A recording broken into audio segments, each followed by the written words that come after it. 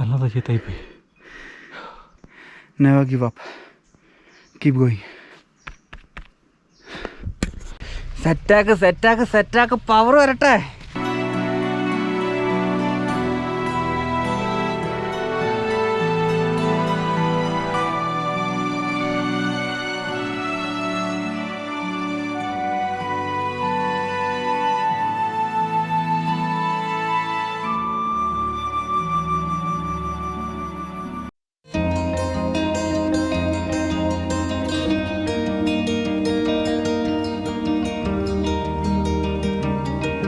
ഇന്നലെ ഞങ്ങൾ കുടജാദ്രി പോകാനായിട്ടുള്ള പ്ലാനിങ് ഒക്കെ ചെയ്ത് പോയി. പക്ഷെ അത് ചെറിയ ഒരു ഫ്ലോപ്പായി പോയി.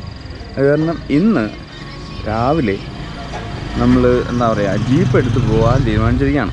കാരണം ഇത് പോയിട്ട് വന്നിട്ട് നമുക്ക് അടുത്ത ഡെസ്റ്റിനേഷനോട് പോകേണ്ടതുകൊണ്ട് കൂടുതൽ സമയം നമുക്ക് സ്പെൻഡ് ചെയ്യാനായിട്ടില്ല. അതുകൊണ്ട് അറിയാവുന്ന ആൾക്കാരുടെ കൂടെ പോവുക, എന്നിട്ട് അവർ നമ്മളെ തിരിച്ച് സമയത്ത് കൊണ്ട് വിടുമല്ലോ. അങ്ങനെയാണ് തീരുമാനിച്ചിരിക്കുന്നത്. ഞാൻ നേരത്തെ പറഞ്ഞത് 350 എന്നാണ്. അപ്പം പ്ലസ് അവിടുത്തെ ടിക്കറ്റ് ഉണ്ടല്ലോ, നമ്മൾ ഇന്നലെ ഗേറ്റിൽ ചെന്നപ്പോൾ ടിക്കറ്റിൻ്റെ വില 25 അല്ലേ, ആ പെർ ഹെഡ് 25 ആണ്. അപ്പോൾ അതൊന്ന് കൂട്ടിയാണ് ഇവർ 375 പറയുന്നത്. ഇതുവരെ വേറെ ആരും വന്നിട്ടില്ല. ഈ ജീപ്പ് എന്ന് പറഞ്ഞാലേ ഇവിടുന്ന് വണ്ടി എടുക്കത്തുള്ളൂ. അതാണ് അതെ. അപ്പോൾ എല്ലാവർക്കും നമസ്കാരം. ചങ്ങനാശ്ശേരിക്കാരൻ്റെ മറ്റൊരു എപ്പിസോഡിലേക്ക് എല്ലാവർക്കും സ്വാഗതം. ഈ എപ്പിസോഡിൽ നമ്മൾ കുടജാദ്രിയിലെ വിശേഷങ്ങളാണ് അറിയാൻ പോകുന്നത്. നമുക്ക് വെയിറ്റ് ചെയ്യാം, ആൾക്കാരൊക്കെ വരട്ടെ, ജീപ്പ് സ്റ്റാർട്ട് ചെയ്യട്ടെ. ജീപ്പ് സ്റ്റാർട്ട് ചെയ്ത് കഴിഞ്ഞാൽ നമുക്ക് ബാക്കിയുള്ള കാഴ്ചകൾ റോഡിലെല്ലാം ഇന്നലെ കണ്ടൊക്കെ തന്നെ ഉള്ളായിരിക്കാം. പക്ഷേ എന്തെങ്കിലും വ്യത്യസ്തമായിട്ടുള്ള രീതിയിലുണ്ടെങ്കിൽ നമുക്ക് കാണാം. നമ്മുടെ ആനവണ്ടി വരുന്നുണ്ട്.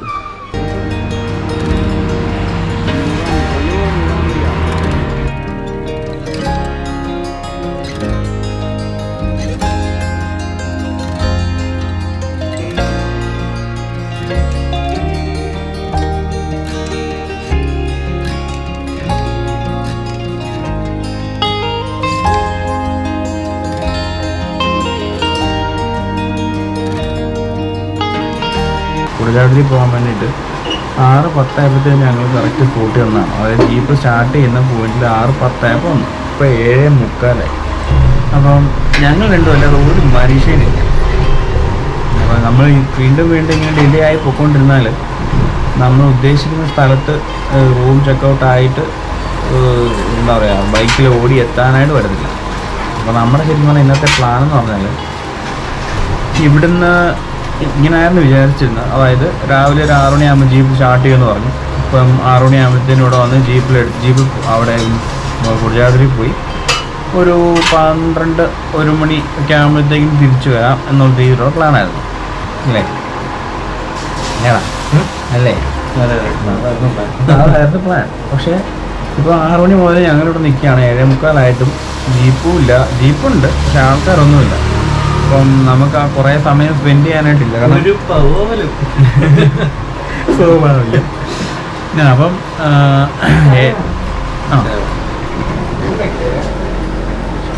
സ്ഥാനം ഇത് ദോശയാണ്, വെള്ളപ്പം.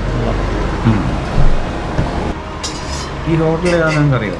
അതായത് നമ്മുടെ അരവിന്ദൻ്റെ അതിഥികളെന്ന് പറഞ്ഞ സിനിമ ഉണ്ടല്ലോ, ആ സിനിമയിൽ ഒരു പാട്ടിനകത്ത് അതിന് ടൈറ്റിൽ സോങ്ങിനകത്ത് കാണിക്കുന്ന ഒരു ഹോട്ടലുണ്ട്. അത് നിങ്ങൾക്ക് പാട്ട് കണ്ടു നോക്കിയാൽ മനസ്സിലാവും. അതിനകത്തൊരു ചേച്ചി ഇന്ന് ദോശയൊക്കെ ചുട്ട് എല്ലാവർക്കും കൊടുക്കുന്ന ഒരു സീനൊക്കെ ഉണ്ട്. ആ സെയിം ഹോട്ടലാണ് ഇത്. അപ്പോൾ ഇന്നലെയൊക്കെയാണ് ഞങ്ങളിത് തേടി വന്നെങ്കിലും ഇത് അടച്ചിരിക്കുകയായിരുന്നു. ഒരു 11 മണി ആകുമ്പോഴത്തേക്കിന് സംഭവം അടയ്ക്കും. രാവിലെ മുതൽ 11 മണി വരെയുള്ള പരിപാടിയുണ്ട്. അപ്പോൾ ഇന്ന് ഇങ്ങനൊരു സിറ്റുവേഷൻ ആയതുകൊണ്ട് വീണ്ടും ഞങ്ങൾ ഇവിടെ തന്നെ വന്നു. അപ്പോൾ ചേച്ചി കട തുറന്നിട്ടുണ്ട്. ഞങ്ങൾക്ക് ദോശയല്ല എൻ്റെ വെള്ളപ്പല്ലേ, വെള്ളപ്പം ചുട്ട് തന്നു. ഇപ്പോൾ ലൈവായിട്ട് ഇങ്ങനെ ചുട്ട് തന്നുകൊണ്ടിരിക്കുകയാണ്. ഇനിയിപ്പോൾ ഞങ്ങളത് കഴിക്കുക, ജീപ്പിനടുത്ത് ഒന്നുകൂടെ പോയി നോക്കുക എന്താണ് സിറ്റുവേഷൻ എന്നുള്ളത് നോക്കുക. അവിടെ ആൾക്കാരുണ്ടെന്നുണ്ടെങ്കിൽ കയറി പോകാൻ പറ്റുന്ന സാഹചര്യമാണെന്നുണ്ടെങ്കിൽ വീണ്ടും അവിടെ വെയിറ്റ് ചെയ്യുക.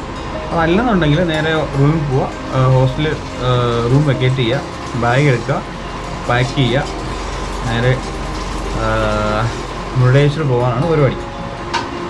അപ്പം മുരുടേശ്വർ ചെന്ന് അവിടെയൊക്കെ ഏകദേശം ഒന്ന് കണ്ടിട്ട് അടുത്ത സ്ഥലം നമ്മൾ ഉദ്ദേശിക്കുന്നത് ഗോകർണമാണ്. അപ്പോൾ ഗോകർണത്തിൽ ചെന്ന് വൈകിട്ട് സ്റ്റേ അടിക്കാനുള്ള പരിപാടിയാണ്. ആസ്വാദനത്തിൻ്റെ സൗണ്ടൊക്കെ ഇവിടെ നിന്ന് കേൾക്കുന്നു. അപ്പം ഗവർണത്തിൽ നിന്ന് അവിടെ സ്റ്റേ അടിക്കാനുള്ള പരിപാടിയാണ്. അതെ, ഇതാണ് സാധനം. വെള്ളപ്പം എന്നാണ് ചേച്ചി പറഞ്ഞത്. എന്തോന്നടി ഇത് അങ്ങോട്ട് മാത്രമേ ഉള്ളൂ, ഇങ്ങോട്ടൊന്നും ഇല്ല.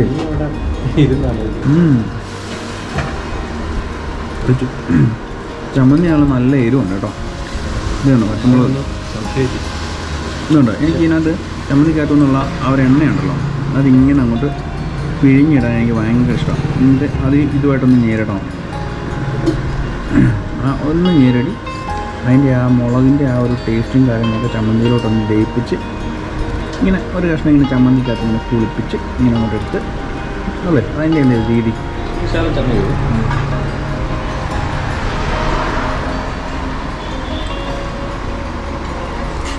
ഒത്തിരി ഇരുന്ന് തട്ടു കേട്ടോ. അപ്പം ഞാനും ഇനി കഴിച്ചിട്ട് മതി കാര്യങ്ങൾ പോകാം.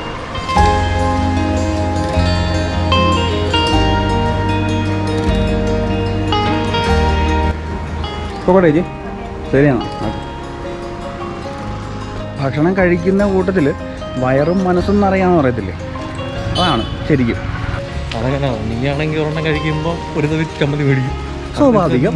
നിങ്ങൾക്കറിയില്ലേ, ഈ ചമ്മന്തി അല്ലെങ്കിൽ ചമ്മന്തി അല്ല ഏത് കറിയാണെങ്കിലും എനിക്ക് കറി കൂടുതൽ വേണം.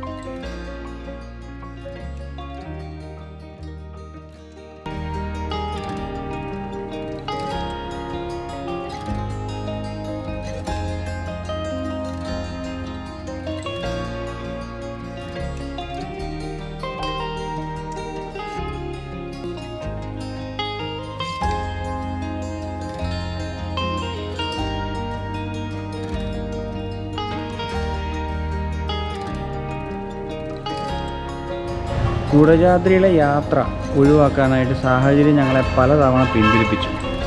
ഞങ്ങൾ പോകാൻ ഒരുങ്ങിയപ്പോഴെല്ലാം ഓരോ കാരണങ്ങളാലും ഞങ്ങൾ പോകാൻ പറ്റാതെയായി. അതാണ് ഞങ്ങൾ പോകാതെ തിരിച്ച്, അതായത് കുടജാദ്രിയിൽ പോകാതെ തിരിച്ചു പോകാമെന്നുള്ള തീരുമാനം വരെ എത്തി. പക്ഷേ അങ്ങനെ സാഹചര്യത്തിന് നമ്മൾ തോറ്റു കൊടുക്കാൻ തയ്യാറല്ല. അപ്പം ജീപ്പ് ഇന്ന് കിട്ടിയില്ല. പക്ഷേ ഞങ്ങൾ വീണ്ടും ബൈക്കിലാണ് പോകാൻ പോകുന്നത്. തിരുവാമ്പി വന്നിട്ട് കുടജാദ്രി കയറാതെ പോകുന്നത് ശരിയല്ലല്ലോ.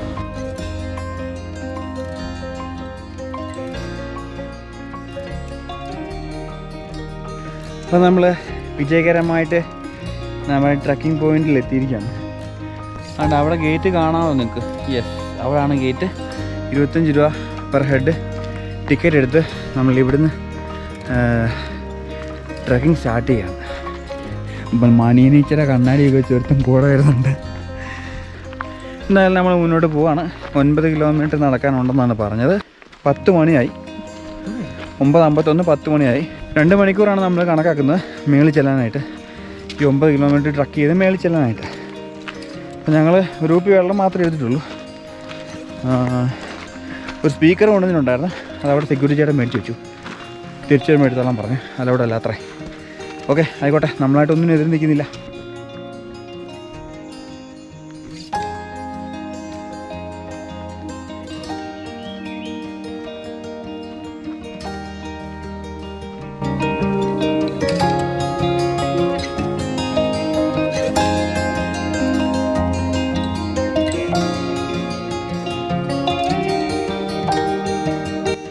വെയിലെന്ന് പറഞ്ഞ സാധനമില്ല. 2 സൈഡിലും നല്ല കാടാണ്. കണ്ട ജീപ്പിൻ്റെ ആ ഒരു ട്രാക്കാണ്. മഹീന്ദ്ര ഗ്രേറ്റ് എസ്കേപ്പ് എന്നൊക്കെ കിട്ടി. അതുപോലൊക്കെ അത് ആർട്ടിഫിഷ്യലായിട്ട് ട്രാക്ക് ഉണ്ടാക്കിയിടുന്നു. ഇത് നാച്ചുറൽ ടെറൈനാണ് എന്നുള്ളതേ ഉള്ളൂ. അപ്പുകൂട്ടനുണ്ടാകുന്ന ഇവിടെ വാൾ വെച്ച് നശിപ്പിച്ചാണ്. അവനിവിടെ അങ്ങനെ ഇരിക്കത്തില്ല, അവൻ വരത്തില്ലായിരുന്നു, തിരിച്ചു പോകുമല്ലോ. അതെ, ചെക്ക് പോസ്റ്റ് ഇരിക്കുന്നു, നിങ്ങൾ പോയിട്ട് ഞാൻ പറയാം. ഈ ഒരു ടെറൈൻ കണ്ടോ, കറക്റ്റ് ഓഫ് റോഡിങ് ടെറൈനാണ്. അപ്പം കുറേ കൂടെ ജീപ്പൊക്കെ വരുന്നുണ്ട്. കാരണം അവർ ഓണടിച്ച് കയറി പോരുന്നുണ്ട്. കാരണം ചില സ്ഥലങ്ങളിൽ ഒരു ജീപ്പിന് പോകാനുള്ള ട്രാക്ക് മാത്രമേ ഉള്ളൂ. അതുകൊണ്ടാണ് അവർ കണ്ടിന്യൂസ് ഓണടിച്ച് കയറി വരുന്നത്. ഈ ഒരു എന്താ പറയുക, ഈ ഒരു ടെറൈനിൽ ഹെയർ പിന്നൊക്കെ വരുന്നുണ്ട്.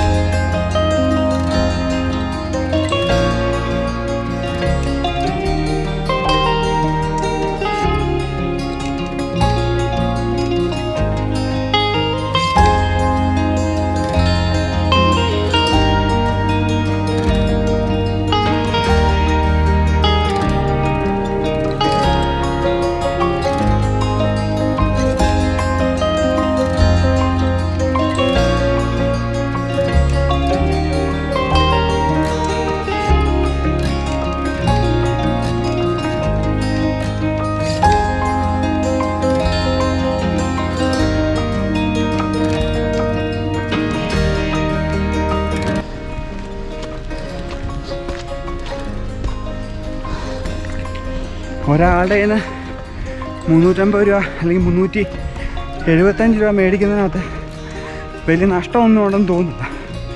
കാരണം വണ്ടിയുടെ മെയിൻ്റനൻസ്, ടയറിൻ്റെ തേയ്മാനം, അതുപോലെ തന്നെ മൊത്തത്തിലുള്ള മെയിൻ്റനൻസിന് പ്ലസ് ആ ഡ്രൈവറിൻ്റെ എഫേർട്ട്, സ്കില്ല് എല്ലാത്തിനും കൂടാണ് ഈ 375 രൂപ ചാർജ് ആക്കുന്നത്. ശരിക്കും 350 പ്ലസ് ഇവിടുത്തെ ഗേറ്റ് ഫീയിലാണ് ചാർജ് ആക്കുന്നത്.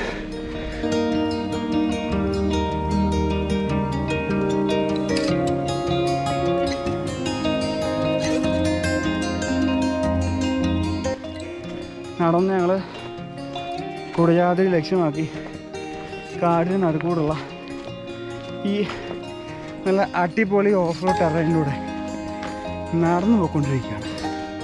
ഒരു 3 കിലോമീറ്റർ കയറിക്കുമ്പോഴത്തേക്കും നല്ല വ്യൂ കിട്ടുന്നുണ്ട്. ഉണ്ട്.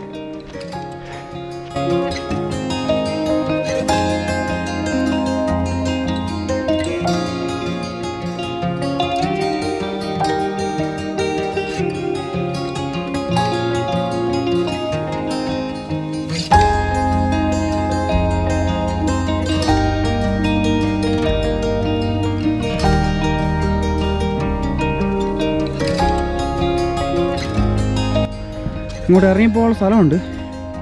പക്ഷെ എന്താണെന്ന് അറിയില്ല. വഴി പോലെ കിടപ്പുണ്ട്, പാത്ത് വഴി. നല്ല കിടുക്കാച്ചി കാടാണ്. ഇതൊക്കെ ഷോർട്ട് കട്ടാണ് കേട്ടോ. നമുക്ക് അതൊക്കെ ട്രൈ ചെയ്യാവുന്നതാണ്.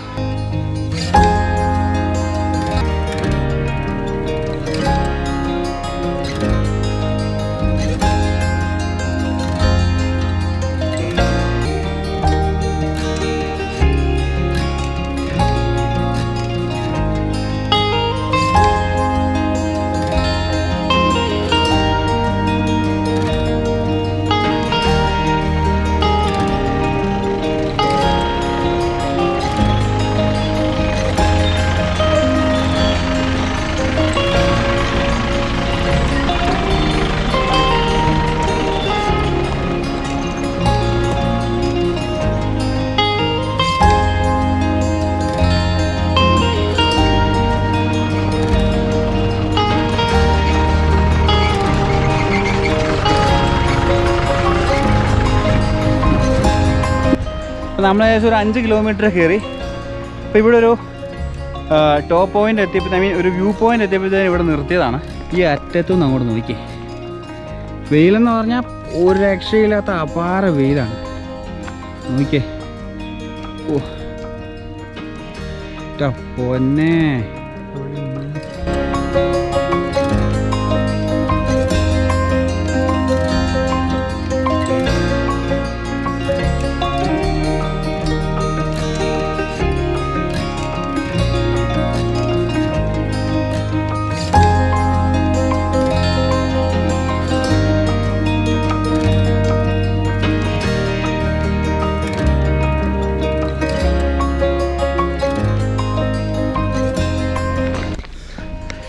സെറ്റാക്ക് പവർ വരട്ടെ.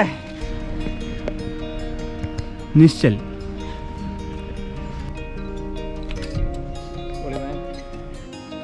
നമ്മൾ മുമ്പേ കണ്ട വ്യൂ തന്നെയാണ്.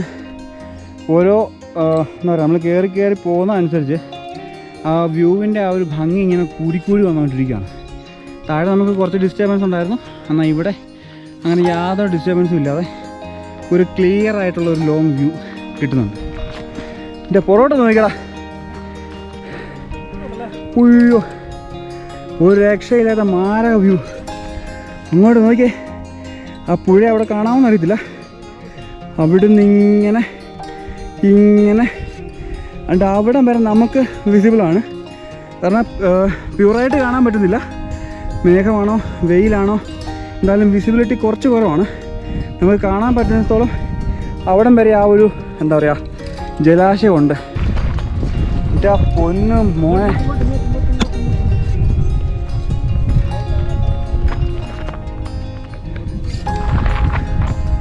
ഇപ്പോൾ നമ്മളൊരുമാതിരി നല്ല ഹൈറ്റിലോട്ട് എത്തിയിരിക്കുകയാണ്. നല്ല വ്യൂ ആണ്. ഒരു 360 ആംഗിൾ നമ്മൾ നോക്കിയാൽ ഈ ഒരു നല്ല കിടുക്കാച്ചി വ്യൂ ആണ്. അതെ പൊന്നോ, അതെ ഇത് നമുക്ക് എൻജോയ് ചെയ്യാൻ പറ്റാതെ. മുമ്പേ നമ്മൾ ആ ഭാഗത്ത് കണ്ട വെള്ളത്തിൻ്റെ ആ ഒരു പുഴയുടെ കണ്ടിന്യൂവേഷൻ ആണെന്ന് തോന്നും, അവിടെയും കാണുന്നുണ്ട്.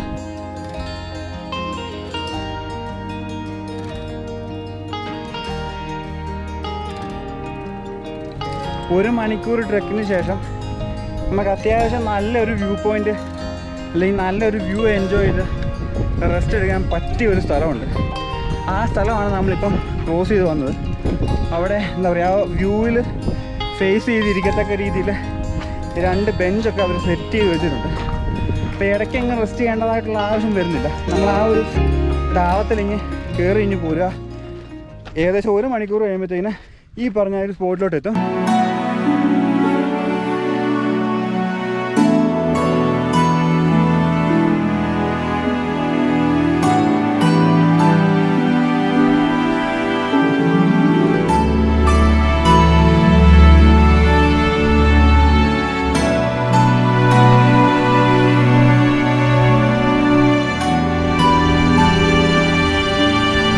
നമ്മളൊരു മലയുടെ ടോപ്പിലെത്തി. ഇങ്ങനെ പൊരി വെയിലും കൊണ്ട് നടന്നുകൊണ്ടിരിക്കുകയാണ്. അപ്പോൾ നമുക്ക് മുമ്പോട്ടുള്ള കാഴ്ചകൾ കണ്ട് പയ്യെ അങ്ങ് പോവാം.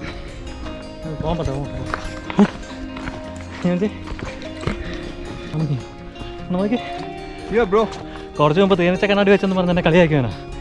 ഇപ്പോൾ കണ്ണാടിയും വെച്ച് തൊപ്പിയും വെച്ച് വേറെ ഒന്നും കൊണ്ടല്ല, പൊരി വെയിൽ കാരണമുണ്ടല്ലോ, കണ്ണ് തുറക്കാൻ പറ്റത്തില്ല. ഇങ്ങനെ ചിരിച്ചിരിക്കുന്ന ഒരു ഫേസ് വരും, അതുകൊണ്ട് മാത്രമാണ്.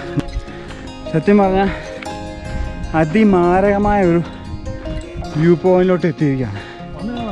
അപ്പോൾ സത്യം പറയാം, വന്നില്ല തീരാ നഷ്ടമായി പോയനെ.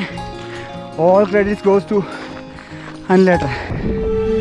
കണ്ടോ മോനെ,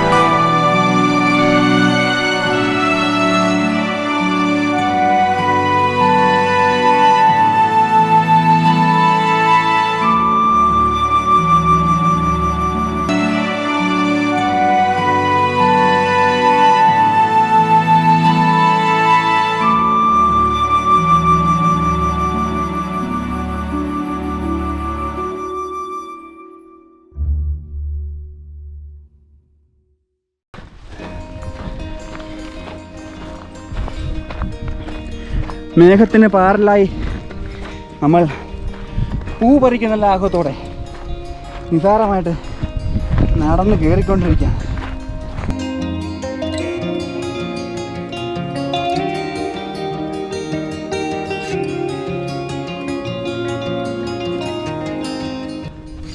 അവിടുന്ന് ജീപ്പ് വരുന്നുണ്ടോ? കാണാമോന്ന് അറിയത്തില്ല. ആ ഭാഗത്തുനിന്ന് ജീപ്പ് വരുന്നുണ്ട്. അത് കാണാൻ പറ്റുമോന്ന് അറിയത്തില്ല. വീണ്ടും വീണ്ടും പറയാനുള്ള ഒരു ആയിരം ആവർത്തി വീണ്ടും വീണ്ടും പറയാനുള്ള വന്നില്ലായിരുന്നെങ്കിൽ ഒരു വൻ നഷ്ടമായിപ്പോയി. വേറൊരുണ്ടോ ജീപ്പ് ഇങ്ങനെ കറങ്ങിയാണ് നമുക്കിതിൽ വേറൊരു ഫോട്ടോ. അതെ, അപ്പം നമ്മൾ ഒരു 375 രൂപ കൊടുത്ത് പോകുന്നതിലും, അതായത് ഫാർ ബെറ്ററാണ് ഈ ഒരു ട്രക്ക് അതിൻ്റെ പീക്കിൽ എൻജോയ് ചെയ്ത് പോകാം എന്നുള്ളതിന് ഞാൻ 100% ഉറപ്പ് തരുവാണ്. പക്ഷെ വേറൊരു കാര്യം, ഇതുപോലെ നടന്ന് വരാൻ ഇഷ്ടപ്പെടുന്ന ആൾക്കാർ മാത്രം ഇത് ട്രൈ ചെയ്യുന്നതായിരിക്കും നല്ലത്. കാരണം അത്യാവശ്യം നല്ല രീതിയിൽ നടക്കാനുണ്ട്. ഞാൻ പറഞ്ഞില്ല 9 കിലോമീറ്റർ നല്ല ഹൈക്കുണ്ട്. അപ്പം നടക്കാൻ ബുദ്ധിമുട്ടുള്ളവർക്കും നടക്കാൻ താല്പര്യമില്ലാത്തവർക്കും എഫേർട്ട് ഇടാൻ താല്പര്യമില്ലാത്തവർക്കും ജീപ്പിൽ പോകാവുന്നതാണ്. ഇതേ അപ്പക്കൂട്ടൻ ഉദ്ദേശിച്ചാണ് അല്ലേ. ഞങ്ങളെ സംബന്ധിച്ച് ഇതുപോലുള്ള എഫേർട്ട് എടുത്ത് റിസ്ക് എന്ന് പറഞ്ഞാൽ ലൈഫ് റിസ്ക് ചെയ്തിട്ടല്ല, നമുക്ക് നമ്മുടെ ഫിസിക്കലി നമ്മൾ ചലഞ്ച് ചെയ്ത് പോകുന്ന റൂട്ടുകളിൽ ഇതുപോലെ നമ്മൾ പോകാനായിട്ട് ഫുൾ പവറാണ്. ഒരു എന്താ പറയുക, മടിയോ ഇത്ര എഫേർട്ട് ഇടുന്നതുകൊണ്ടുള്ള ആ ഒരു എന്താ പറയുക താല്പര്യമില്ലായ്മയോ അതൊന്നുമില്ല. ഞങ്ങൾക്ക് ഇതൊരു സന്തോഷമാണ്. ഈ ഒരു എഫേർട്ട് എടുത്തിട്ട് കിട്ടുന്ന ആ ഒരു വ്യൂ, അതൊക്കെ ഞങ്ങളുടെ ഒരു വികാരമാണ്. ഒരു കാര്യം ഓർത്തുള്ള നോ പെയിൻ നോ ഗെയിൻ.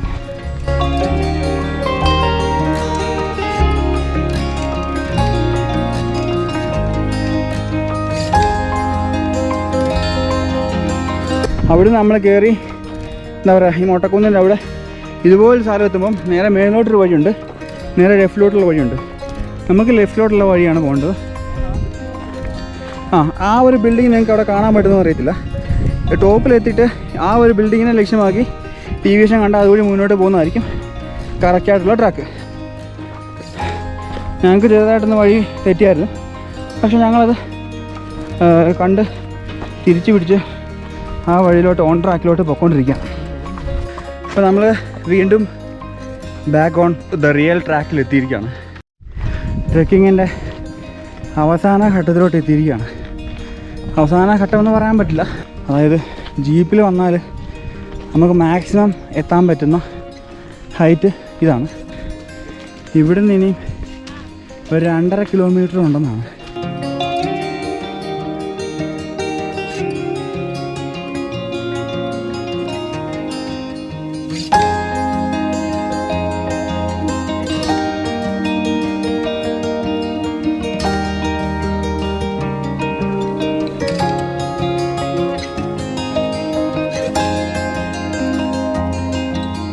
നമ്മുടെ ദേവിയുടെ പ്രതിഷ്ഠയാണ്. അവിടെ മുഖാസുരനെ കൊന്നിട്ട് ദേവി ശൂലം ഇവിടെ കുത്തി പ്രതിഷ്ഠിച്ചു എന്നുള്ളൊരു ഐതിഹ്യത്തിലാണ് ഇവിടെ ഒരു ശൂലം കുത്തി വെച്ചിട്ടുണ്ട്. അവിടെ എഴുതി വെച്ചിട്ടുണ്ട്. അത് ജിലേബി അക്ഷരത്തിലായതുകൊണ്ട് നമുക്ക് കറക്റ്റായിട്ട് അത് എന്താണെന്ന് വായിക്കാൻ നമുക്ക് പറ്റുന്നില്ല.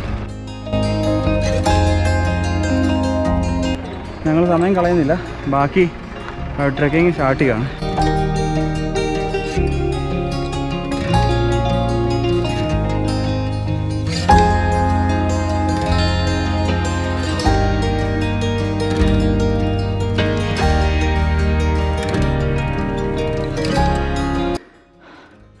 പുള്ളിക്ക് താഴെ കാണാൻ ദിവസം പറയണം.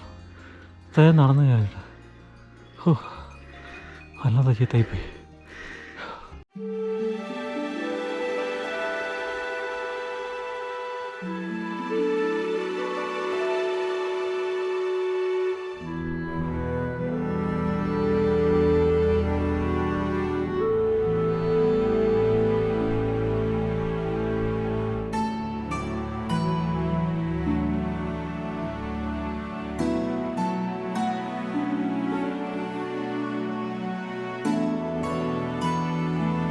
സൈഡിൽ കൂടെയാണ് നമുക്ക് കയറി പോകേണ്ടത്. ഒരു സൈഡിൽ ഇമ്മാതി അപാര വ്യൂ ആണ്, ഒരു രക്ഷയില്ല. നമുക്ക് എനർജി എവിടെയെങ്കിലും കുറയുന്നു എന്ന് കാണുമ്പോൾ ഈ ഒരു സൈഡിലോട്ട് നോക്കിയാൽ ഒരു 2 മിനിറ്റ് ശ്വാസം എടുത്ത് വലിച്ചാൽ കിട്ടാവുന്ന എനർജിയൊക്കെ ഉള്ളു. അപ്പോൾ റെഡി, നേരെ അങ്ങോട്ട് വിട്ടേക്കാം.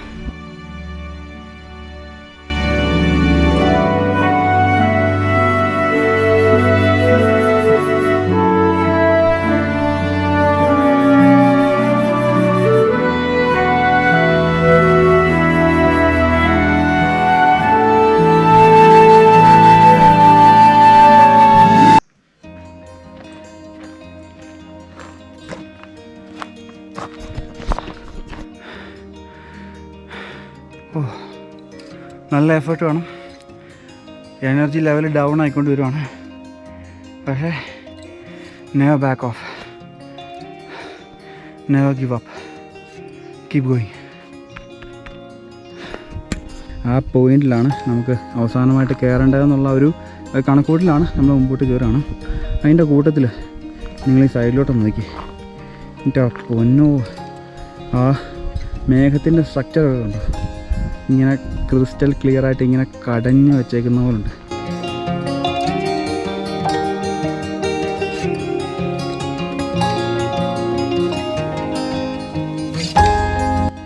രണ്ടേ 3/4 മണിക്കൂറത്തെ ട്രെക്കിംഗ് പരിസമാപ്തിയിലേക്ക് എത്തിയിരിക്കുകയാണ്. നമുക്ക് നാളെ അവിടെ നോക്കിയാൽ സർവജ്ഞപീഠം നല്ല ക്ലിയർ ആയിട്ട് കാണാൻ സാധിക്കും. നമ്മളെ ഒരു 400 മീറ്റർ അകലെയാണ് ഇപ്പോൾ ആ സർവജ്ഞപീഠം ഉള്ളത്. ഈ ഒരു കാഴ്ചയ്ക്ക് വേണ്ടിയിട്ടും ആ ഒരു എക്സ്പീരിയൻസിന് വേണ്ടിയിട്ടായിരുന്നു നമ്മൾ ഈ നീണ്ട 9 കിലോമീറ്റർ നമ്മൾ നടന്ന് ഇവിടം വരെ എത്തിയത്.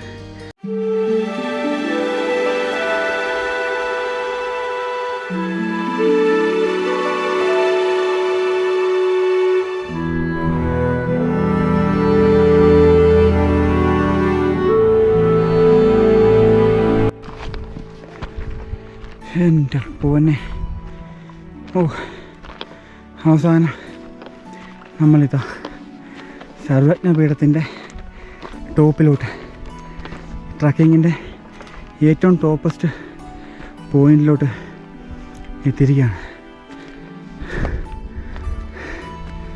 പവർ വരട്ടെ, പവർ വരട്ടെ. ഇതാ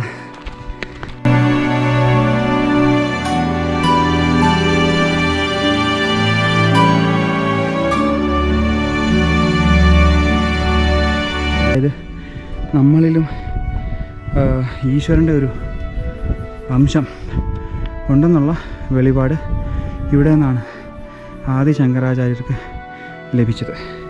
അപ്പോൾ നമ്മൾ അതിലോട്ടൊന്ന് കയറാം, ഇതിനുള്ളിലോട്ട് കയറാം. ഞാനിവിടെ ചെരുപ്പ് ഊരി വെക്കുകയാണ്.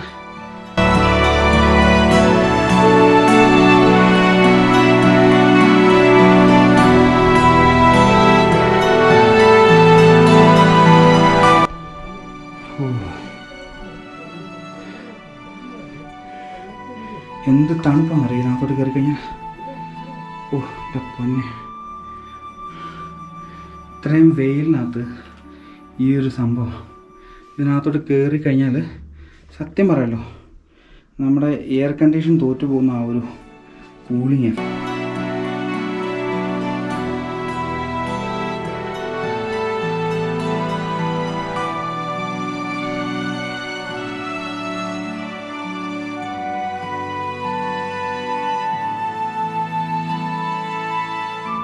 കണ്ടീഷൻ തോറ്റു പോകുന്ന ആ ഒരു കൂളിങ് എഫക്റ്റാണ്. ഒരു രക്ഷയില്ലാത്ത കൂളിങ്ങാണ്. നിസ്സാരമായിട്ട് ഞാൻ പറയല്ല, ഈ വെയിലത്ത് ഈ ഒരു സ്പോട്ടിലോട്ട് കയറി നിന്ന് കഴിയുമ്പോഴല്ലോ കിട്ടുന്ന ആ ഒരു റിലീഫ്, അസാധ്യമായിട്ടുള്ള ആ ഒരു തണുപ്പും ആ ഒരു എന്താ പറയുക മൈൻഡ് പീസ്നെസ്സും. നമുക്കൊക്കെ മെഡിറ്റേഷൻ ചെയ്യുന്ന ആൾക്കാർക്കൊക്കെ ഒരുപക്ഷെ മനസ്സിലാവുമായിരിക്കും. മെഡിറ്റേഷൻ ചെയ്യാൻ പറ്റുന്ന ദി ബെസ്റ്റ് സ്പോട്ടെന്നൊക്കെ വേണമെങ്കിൽ ഇതിനെ പറയാം. അതായത് നമ്മുടെ മനസ്സിനെ ഏകാഗ്രമാക്കിക്കൊണ്ട് ആ ഒരു ശാന്തമായ അന്തരീക്ഷത്തിൽ ഇരുന്നുകൊണ്ട് മെഡിറ്റേഷൻ ചെയ്ത് കഴിഞ്ഞാൽ 100% റിസൾട്ട് ഇങ്ങനെയുള്ള സ്ഥലത്ത് നിന്ന് ചെയ്താൽ നമുക്ക് കിട്ടുന്നതായിരിക്കും. അപ്പോൾ അതുപോലുള്ളൊരു സ്പോട്ടാണിത്.